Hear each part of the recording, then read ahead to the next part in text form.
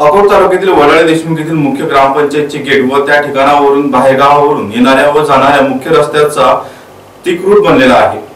याच ठिकाणी भले मोठे सांडपाण्याचे गटार खड्ड्यांचे स्वरूप घेऊन गेल्या 10 वर्षापासून इथे जिवंत वास्तव्यात आहे।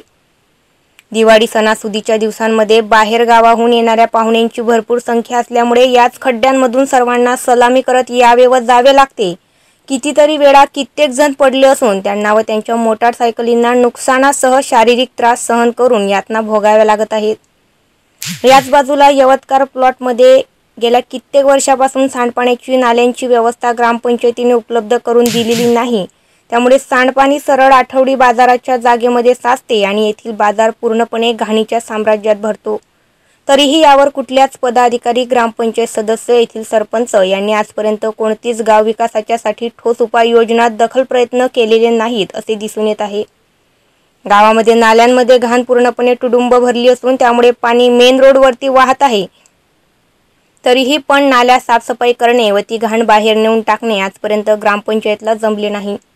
मुख्य रोडवर या सांडपाण्यामुळे कितीतरी विविध रोगांचे जीवजंतू तयार झालेले आहेत। साप, बेंडूक, मच्छर, डास यांचा सामना परिसरातील नागरिकांना दररोज सहन करावा लागत आहे।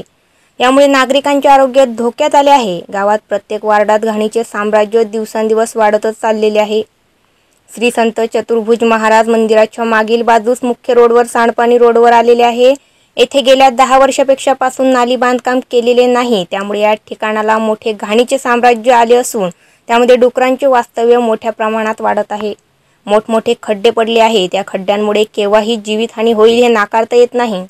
श्री बुद्धेश्वर महाराज संस्थानमध्ये भाविकांना दर्शनासाठी व परिसरातील नागरिकांना येथील जे कचरा घाणीचे साम्राज्य बनले आहे त्याचा सामना त्यांना करावा लागत आहे।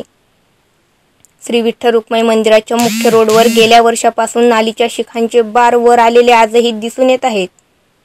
या ठिकाणी बोर्डी नदीवरील शिवाजीनगरमधील नागरिकांना गावात येण्या जाण्याकरिता त्रास सहन करावा लागत आहे।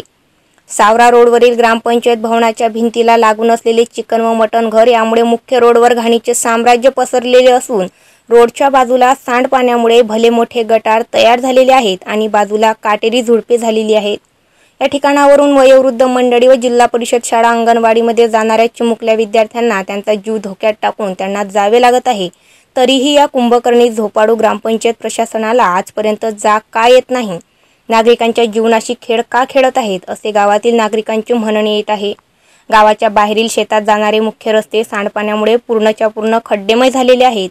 शेती उपयोगी लागणारे साहित्य, बैलजोडी, ट्रॅक्टर इत्यादी प्रकारचे वाहने यामधून नेण्यास खूप मोठी कसरत करत त्यांना जावे लागत आहे। कितीकदा बैलजोडीचे या गटारापासून नुकसान झालेले आहे। गावातील ग्रामपंचायत नुसतं राजकारणापुरतीच मर्यादित राहिलेली आहे। गावाच्या विकासाचा खेळखंडोबा झालेला आहे। विकासापासून कोसो दूर असलेले हे तालुक्यातील गटारमय गाव दिसून येत आहे।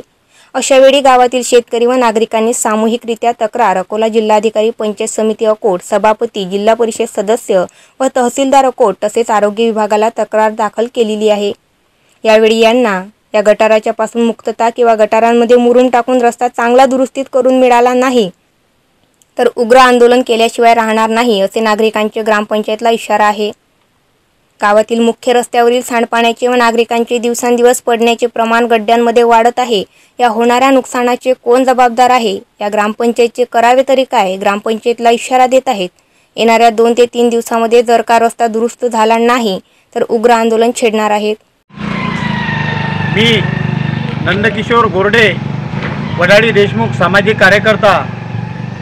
माझ्या या वडाळी देशमुख गावामध्ये मुख्य रस्त्यावर, बस स्टँडवर जे घाणीचे साम्राज्य साचले आहे, पाण्यानं गड्डे असे भरपूर प्रमाणात पडलेले आहेत आणि या गड्ड्यामधून जाणाऱ्या येणाऱ्याला भयंकर त्रास होतो।